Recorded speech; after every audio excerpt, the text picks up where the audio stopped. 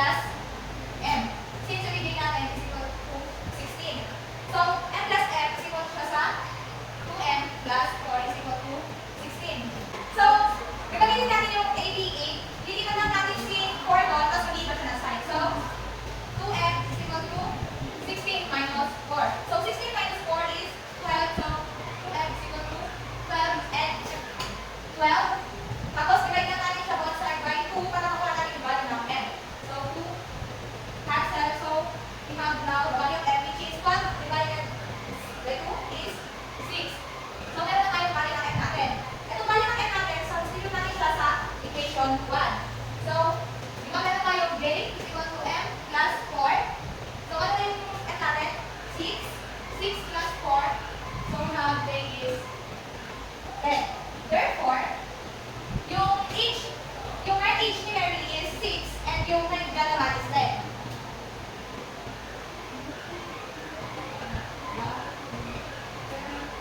Age of John is 10 and Mary is 6. So, yan. Since we have the value of m and j, sabi dito in 2 years daw, saan natin mag-minus ng 2 sa nakuha natin?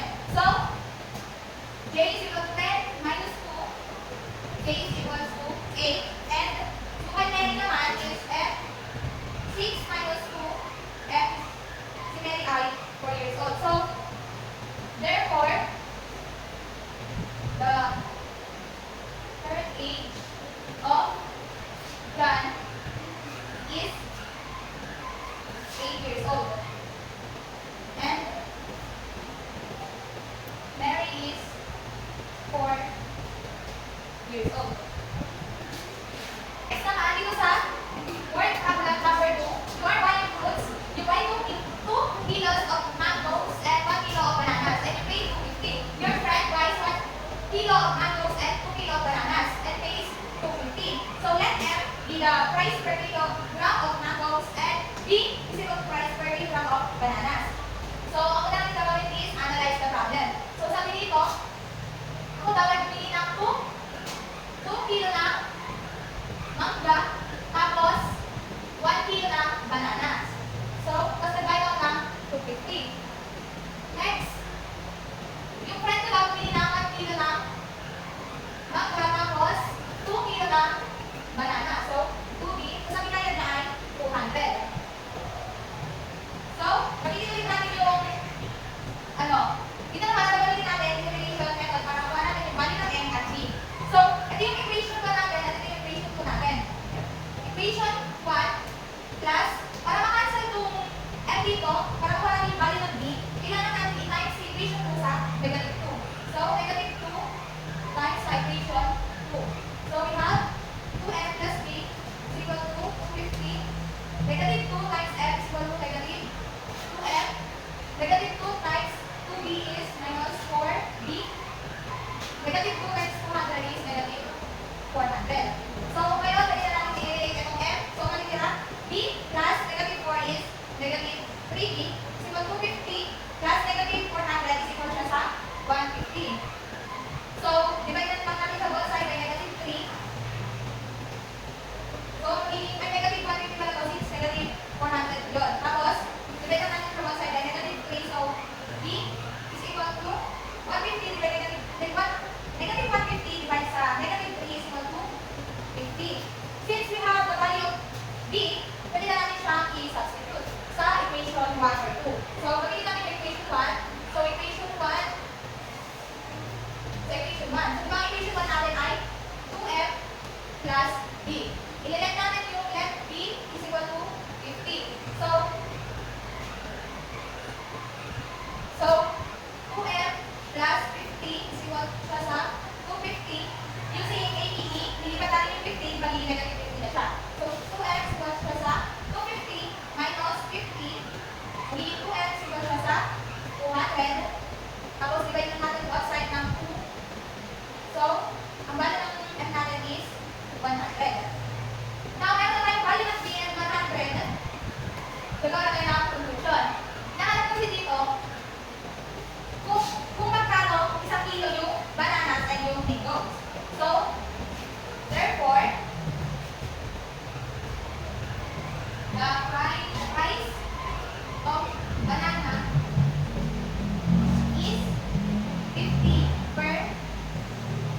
and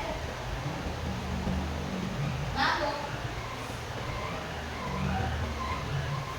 is 100 per unit. So yeah, let us now proceed sa pangatlo natin yung word problem with equations. We have here the general equation for negative 10 of the circle is expanded. It can be written in the form x squared plus y squared plus ax plus by plus c is equal to 0. Find the values of a, b, and c if the circle says through the points 1, 1, negative 2, 3, 3, and 4. First, kailangan natin po yung equation 1 to 3 gamit po mga points na to with yung solution ng circle. So, unang natin at 1, 1. So, di ba ito yung x natin at yung y natin? So, substitute lang natin yung value ng x and yung value ng y. So, we have 1 squared plus 1 squared plus a 1 plus b 1 plus c is equal to sa 0. So, 1 squared is 1. Also dito 1. Tapos, since hindi tayo pwede maglagay ng 1 sa kanilang variable, so a, b times 1 b plus c is equal to 0. 1 plus 1 is 2 plus a plus b plus c is equal to 0. Using a, b, e, lilipat na natin yung 2 sa kabilang side. So, pag-iba siya ng sign, a plus b plus c is equal to sa negative 2. So, meron na tayo equation 1. Now, nakita na natin yung equation 2 using sa pangalawang points which is negative 2 and 3. So, at negative 2 and 3. So, diba ito yung x natin and yung y natin? So, negative 2 squared plus 3 squared plus a times negative 2 plus b times 3 plus c is equal to sa 0. Negative 2 squared is equal to sa 4 plus 3 squared is 9 plus, so pwede natin i-equate na, diba? A times negative 2 is negative 2a. So, pwede natin ng minus. So, 2a plus b times 3 is 3b plus c is equal to 0. 4 plus 9 is 13. Negative 2a plus 3b plus c is equal to 0. So, a, b ulit, hindi pa lang natin yung 13 sa kabila. So, magiging negative 2a plus 3b plus c is equal to sa negative 13. C is positive to. So, meron na tayo equation 2. Ngayon naman, natin natin itong equation 3. Gamit ko 3 and 4. So, at 3, 4. So, substitute ulit natin 3 squared plus 4 squared plus a times 3 plus b times 4 plus c is equal to 0. So, 3 squared is 9 and 4 squared is 16 plus a3 plus 4b plus c is equal to 0. 9 plus 16 is 25 plus 3a plus 4b plus c is equal to 0.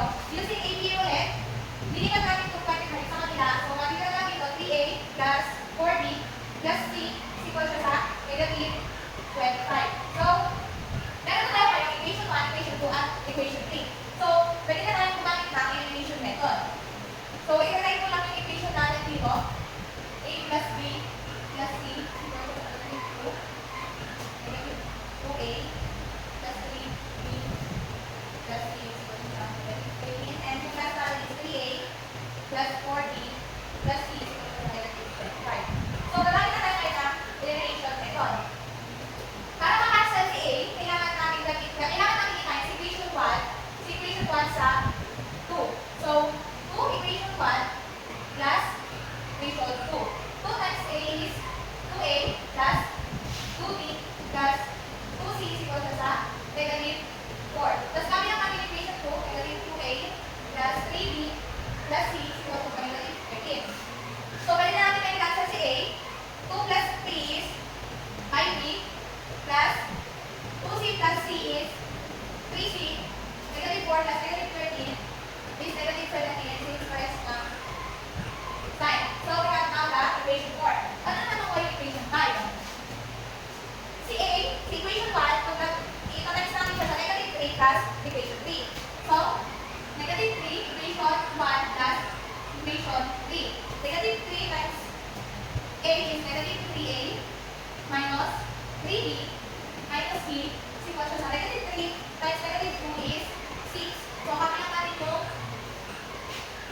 3. So, yan. Pwede na natin i-cancel si negative 3a and 3a. So, negative 3 plus 4b is b na lang. Tapos to, pwede din natin siya i-cancel, di ba? Tapos, 6 plus negative 25 is negative 19. So, we have now the value of, pwede na natin itong gamitin as value of b. Ngayon, ay, hindi ko na pwede i-cancel kasi negative 3 plus, so, magiging 3c pala. 3c.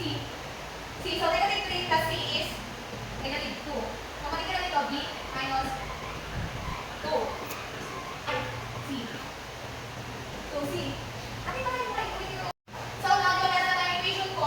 Let's now proceed para makuha yung equation 5. Si equation 1, times natin siya sa negative 3 para makasin yung 3a sa equation 3. So, negative 3 times equation 1 plus equation 3. So, negative 3 times sa equation 1. So, negative 3a minus 3b minus 3c is equal to sa 6. Then, kakilang natin yung equation 3. 3a plus 4b plus c is equal to negative 25. So, pwede natin makancel ito. Negative 3 plus 4 is b na lang. Since 1 na yun, hindi namin pagkita sa part 2.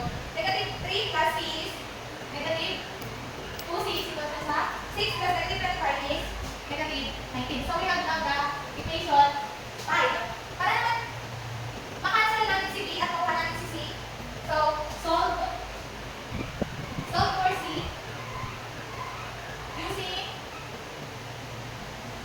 equation 4 plus, times 2 natin siya sa negative 5 para makancel with b, negative 5 times equation 5. So, pakilang natin yung equation 4 natin, 5b plus 3c is equal to negative 17, negative 5, times natin siya sa equation 5, so negative 5b, and plus, then c, equal siya sa 19 times negative 5 is 95. So, cancel na namin ito. So, 3 plus 10 is 13. Negative 17 plus 95 is, calculate yung mga students. So, we have 70, 78. Tama ba? 78. Tapos, divide namin sa both side by 13. So, cancel. C is equal to sa 78 divided by 13 is 6. So, we have now the value of 6. Para makuha natin yung value ng b, gagamitin natin yung equation 4. So, solve for b using, solve for b, tapos, let c is equal to sa c using equation 4. So, 5b plus 3c is equal to negative 17. Substitute natin yung value ng c dito sa equation 4. So, 5b plus 3 times 6 is equal to negative 17. 5b plus 3 times 6 is 18. Negative 17. So, using 18, ililipat na natin si 18 sa kabilang side. So, magiging na natin ito, 5b is equal to negative 17 minus 6. Positive siya, kasi negative na siya pag nilipat sa kabila. So, magiging 5b is equal to negative 35, tapos divide na natin both side by 5. So, b is equal to sa negative 7. So, we have now the value of c and b. Now, para kunin na natin ang value ng a. Para kunin natin ang value ng a, gagamitin natin ang value ng c and b. So, solve for a, tapos let b is equal to negative 7 and c is equal to 6 using equation 1. So, a plus b plus c is equal to negative 2. So, substitute natin. Yung value ng b is negative 7 plus 6 is equal to negative 2. Negative 7 plus 6 is negative 1. So, negative 2. Using AB ulit, nililiman natin siya. So, a is equal to 6 plus negative 2. Pag niliman natin ito, magiging plus 8. So, magiging 1 minus 2. So, yung value na ng a is negative 1. So, ngayon, meron na tayo value ng a, b, and c. So, therefore,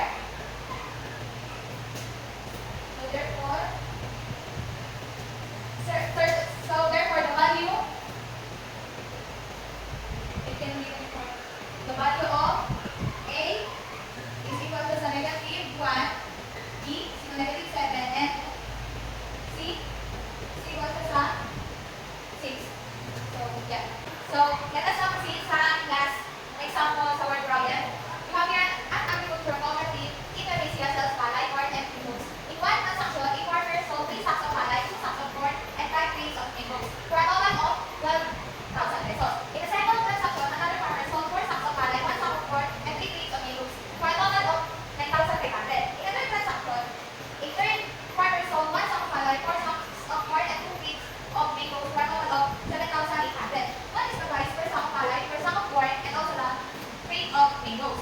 So, let B be the price per sack of palay, and C price per sack of corn, and F price for crate of mangoes. So, first is we need to analyze the word problem, diba? So, sabi dito, a farmer sold 3 sacks of palay. So, 3P and 2 sacks of corn plus 2C and 5 crates of mangoes, 2M. So, total na 12,000. So, 12,000. So, ito na yung ating equation 1. Next, another farmer sold 4 sacks of palay. So, 4P and 1 sack of corn plus C plus 3 crates of mangoes. So, 3C. So, total na 10,500. So, ito na yung equation 2 natin. Next, sa third farmer naman, sold 1 sack of palay. So, B plus 4 sack of corn. So, 4C plus 2 crates of mangoes. So, 2M. For a total of 7,800. So, we have now the equation 1, 2, and 3. So, now, para makuha natin yung value ng, para makuha natin yung equation 4 and 5, kailangan natin i-cancel si P. Gagamitin natin yung equation 1 and 3. So, equation 1 plus, para makancel si P, multiply natin siya sa negative 3. So, negative 3 sa equation 3. So, kabilang natin yung equation 1, which is 3P plus 2C plus 5M.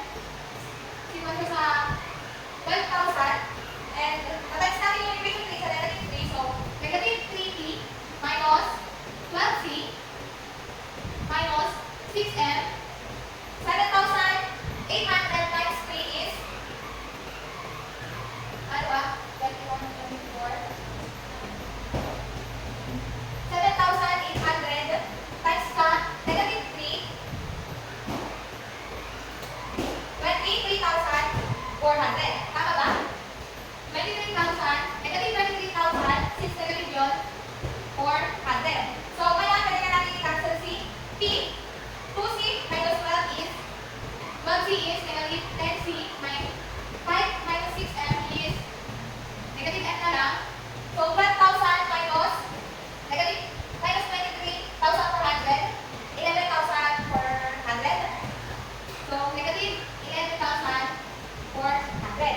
So, meron na tayong equation 4. Ngayon naman, isolve natin yung equation 5, gamit yung equation 2, tapos i-multiply din natin yung equation 3 sa negative 4 naman. So, kabilang natin yung equation 2, which is 4P plus C plus 3C is equal to 9,500. So, multiply natin ito, diba? Equation 2 plus negative 4 sa equation 3. So, negative 4P minus 16C minus 8M. So, yan. Is equal siya sa negative 4 times 7,800 is 31,200. So, negative 31,200. Tama ba? So, cancel na natin si P. May matitira dito na.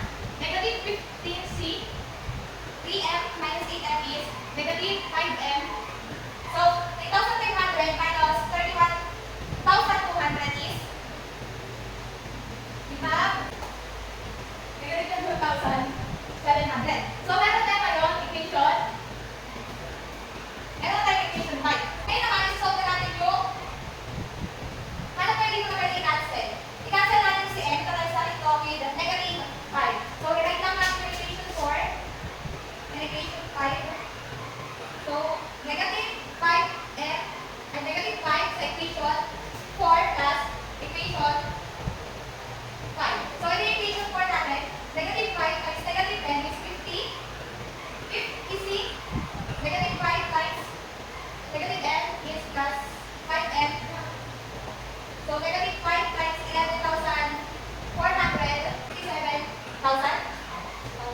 57,000. Rewrite lang natin yung equation 5, which is negative 15c minus 5m is equal to negative 21,700. So, pwede na natin i-cancel to m. So, 50 minus 50 is 35c. 57 minus 21 is 35,300. Tama ba? 36 o 35? 57,000. So, we have 25,300. So, divide lang natin one side by 35. So, ano sagot? 35. 108.57. So, 35,300 by 35 is 1,008.57. So, we have the value of C na. Ngayon, substitute natin yung value ng C sa equation 4. So, negative 10C minus F equals negative 11,400. So, substitute natin yung value ng C, which is 1,008.57 minus F is equal to negative 11,400. So, negative 10 times 1,008.57 is negative 10,085.7 minus F minus 11,400. Ngayon, using APE, pilihan na natin ito negative 10,085.7 sa kabila. So, we have negative M is equal to negative 11,400 minus siya sa magiging plus 10,85.7. So, ang sagot ay so, negative 10,400 plus 10,085.7. We have 1,340 negative. So, negative F, negative 1,314.3. Multiply natin siya sa negative since wala ng negative na variable. So, F, 1,314.3. So, meron na tayo value ng C and M. Pwede na natin siya substitute sa equation 1. So, by equation 1 natin ay 3P plus 2C plus 5M is equal to 12,000. Para makuha natin yung value ng P. So, 3P plus 2 times yung C natin plus 5, tapos yung value ng F natin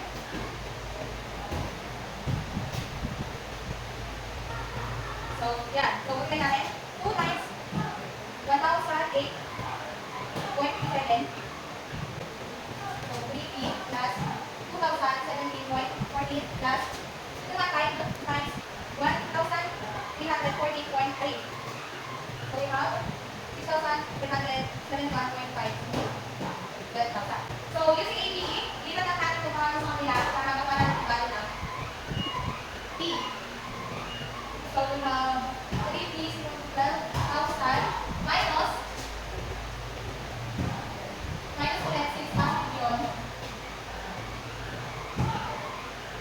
So, 3P, so 12,000 minus 2,017.14 minus 6,771.5 is 3,411.36. Divide natin both side by 3 para makancel and makuha natin yung value ng P. So, divide 3, 1,137.12. So, ito na yung value ng C and M P natin.